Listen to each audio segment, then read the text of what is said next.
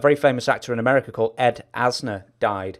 He was very famous in America for the Mary Tyler Moore Show.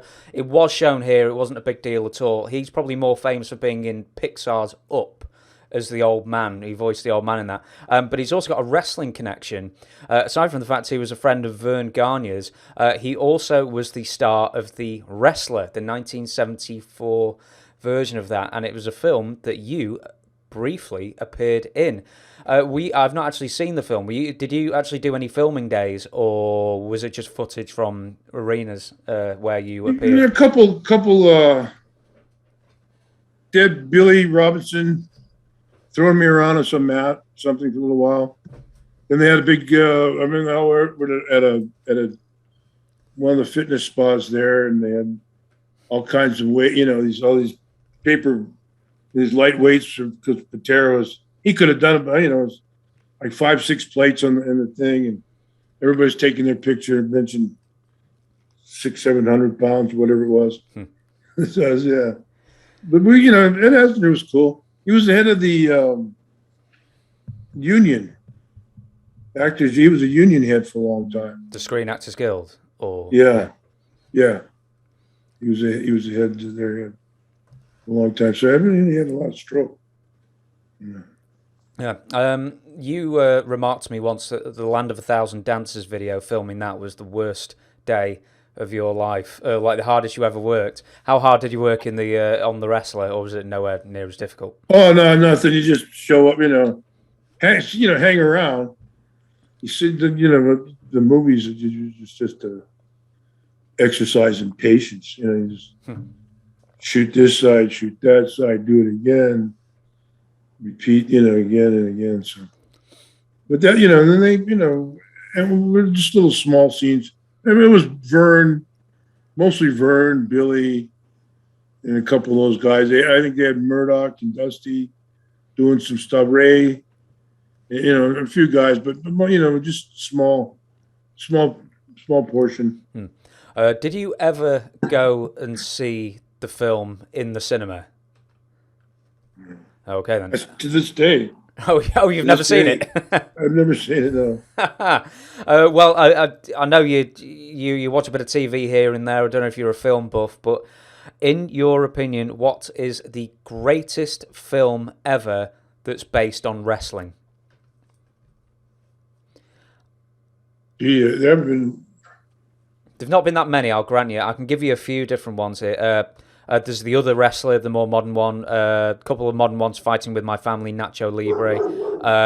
The one and only with Henry Winkler, Sylvester Stallone, Paradise Alley. Is probably that one, I think. I think that one.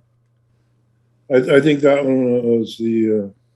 I don't remember too much, but I know a lot of the boys were in it. I think Ray and Murdoch, a bunch of those guys were in it. Stallone. I think that was a good one. Stallone's brother sang the thing. I know Stallone's brother. They have a place over in Kauai, and I met him at the Gold's Gym in Los Angeles. He's a pretty good guy. Yeah, Frank, I believe his name is. Yeah. So the other question is, what is your favorite film that has a wrestler acting in it? It's not They Live. Oh, there's good ones now. All the Rocks and Cena. I don't know. Cena's done a lot of movies. Baptista, Randy. Probably Rock for the volume. I like Rundown was pretty good. Couple, okay. Stone Cold. Stone Cold I still say he made a mistake. He took that prison guard job on the Longest Yard remake. Yeah. All those N bombs he was dropping, it wasn't the first time. It just rolled off his tongue like butter. The guys like Michael Irvin, Dallas Cowboy football player, and all the other guys there. All the I don't think he can wash off that kind of thing. Even if it's a movie, what's his Django. Jamie Foxx, but he can get away with saying it. But I think that was, and he didn't. I don't think he has the charm and charisma of Rock. But as far as his movies, I think that was a big mistake. I think I like Stone Cold. Yeah, I still say The Condemned. I'm probably the minority, but I love The Condemned, and That was good. yeah, Yeah. I'll throw mine in. My favorite one, Roadhouse, had Terry Funk in it. That is a Terry great film. Funk. Yeah, that was good. Yeah. Bruce Swayze. Yeah, Funk really got bit by the bug there, the movie bug for a little while. He was down about 195 pounds. Had his hairstyle. He's doing that. I don't know. That's when he started all those crazy death matches and barbed wire matches and stuff like that. But he did. He was going. I guess he was getting paid. Must have been getting good money in Japan and stuff. Come up with all that stuff. yeah. He was in. Probably got the book there. He was in Over the Top as well. I think the arm wrestling one, and I know that Terry Funk was in an episode of Quantum Leap. If you remember Quantum Leap. Yeah. Which I loved. That was a good show. Yeah, and like there was a wrestling, obviously it was a wrestling thing, and Terry Funk was the main bad guy in it. And Dr. Sam Beckett goes into the body of a wrestler, and he's trying to figure out what wrestling is, and like, what's the story here? And the promoter said something, all of the undercard matches are fixed, but the main event is real. And that's apparently how wrestling was dealt with, how they thought it was dealt with in the 50s, apparently. I missed that one. I don't remember. I remember seeing a lot of the Quantum Leap. I liked it. He's the NCIS New Orleans or something now, isn't it? Oh, I can't remember. Yeah.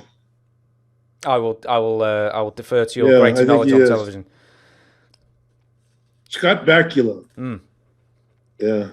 I'm still bummed out on the last episode of Quantum Leap. He goes into basically purgatory or whatever the allegory for purgatory is, and at the end it just goes, Sam Beckett never gets home. The end. I was like, oh, that was a bit of a downer. That's like The Sopranos, huh? Yeah, everybody dies. See you later. Sopranos, the guys walk in the bathroom, end of story. What? You're kind of bummed out that you put like the better part of 6, 7, 8 years into it, and that like it's almost like the Lost thing. It's like, at some point they just can't quite figure out how to end it. Well, they would have had a comeback if Gandolfino hadn't passed away. Gandolfino hadn't, that was. What are you going to do without Tony Soprano? Yeah, exactly. What are you going to do without Tony Soprano? He's the kids and nobody else had killed off the young guy just before that. Billy, Bobby, the one he held in the car wreck and smothered him. I didn't get that far. I probably should have stopped you before you told me like that everyone dies. Well, I don't need to watch it now. You've saved me a few months worth of watching.